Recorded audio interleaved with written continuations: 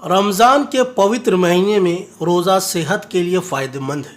یہ مذہبی آدھار سے بھی ثابت ہے، جیسا کہ قرآن کریم میں اللہ رب العزت کا ارشاد ہے، سورۃ البقرہ آیت نمبر 184، وَأَن تَصُومُوا خَيْرٌ لَكُمْ إِن كُنتُمْ تَعْلَمُونَ، روزہ رکھ لینا تمہارے لیے بہتر ہے اگر تمہیں سمجھ ہو۔ اور جدید میڈیکل سائنس کے آدھار سے بھی یہی کارن ہے کہ رمضان کے علاوہ بھی کئی مسلم اور غیر مسلم لوگ مانسک اور شاریرک روپ سے صحت مند رہنے کے لیے روزہ یا ورت کرتے ہیں۔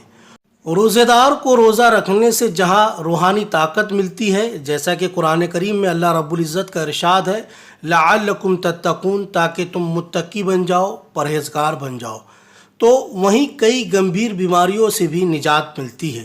جدید میڈیکل سائنس کی مانیں تو مہینے میں 2 بار روزہ ضرور رکھنا چاہیے۔ مبارک رمضان کے 30 روزے رکھ کر انسان روحانی طاقتوں سے روبرو ہوتا ہے۔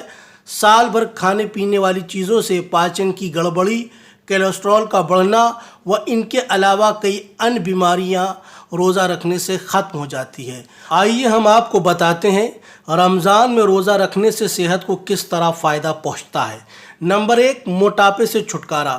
موٹاپا آج کل ادھکتر لوگوں کی سمسیا بن چکا ہے، لیکن آپ روزہ رکھ کر بڑھتے ہوئے وزن کو کنٹرول کر سکتے ہیں۔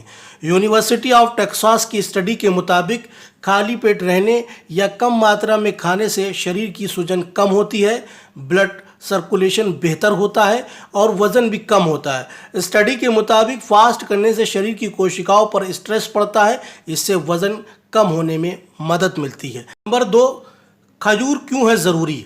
رمضان میں کھجور کا خاص مہتو ہوتا ہے۔ اسلام میں روزہ کھولنے کے لیے کھجور کا استعمال کرنے کے لیے کہا گیا ہے۔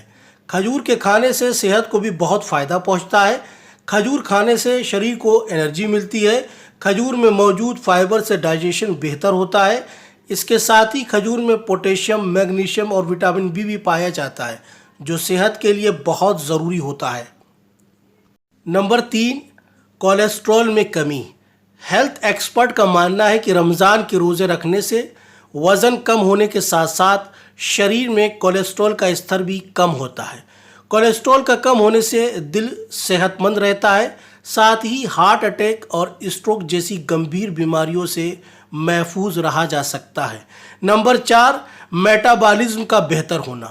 روزے کے دوران دن بھر بھوکے پیاسے رہنے سے میٹابالزم بہتر طریقے سے کام کرنے لگتا ہے، جس سے انسانی شریر میں امیونی سسٹم بہتر ہوتا ہے، یعنی بیماریوں سے لڑنے کی چھمتا بڑھ جاتی ہے، نظام دفاع مضبوط ہو جاتا ہے۔ اس سے کھانے کے زیادہ سے زیادہ نیوٹریئنٹ شریر کو ملتے ہیں۔ رمضان میں لمبے سمے تک بھوکا رہنے کے بعد دیر شام کھانے سے شریر میں ایڈیپونیکٹن ہارمونز بنتا ہے۔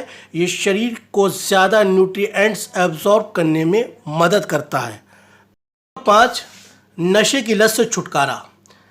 نشے سے چھٹکارا پانے کے لیے رمضان سب سے اچھا سمے ہوتا ہے۔ روزہ رکھنے کے بعد انسان دھومرپان، تمباکو، میٹھی چیزوں کے سیون سے بچا رہتا ہے۔ UK نیشنل ہیلتھ سروس کے مطابق دھومرپان، الکوہل اور تمباکو کی لت کو دور کرنے کے لیے رمضان سب سے اچھا سمے ہے۔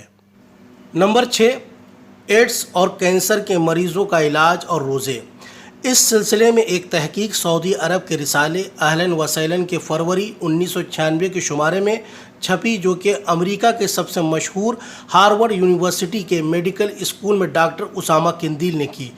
اس ریسرچ میں ڈاکٹر قندیل اور معاون سائنسدانوں نے کینسر اور ایڈز کے مریضوں کے جسم کے نظام دفاع پر روزے کے اثرات پر بہت سارے ایکسپریمنٹ کیے۔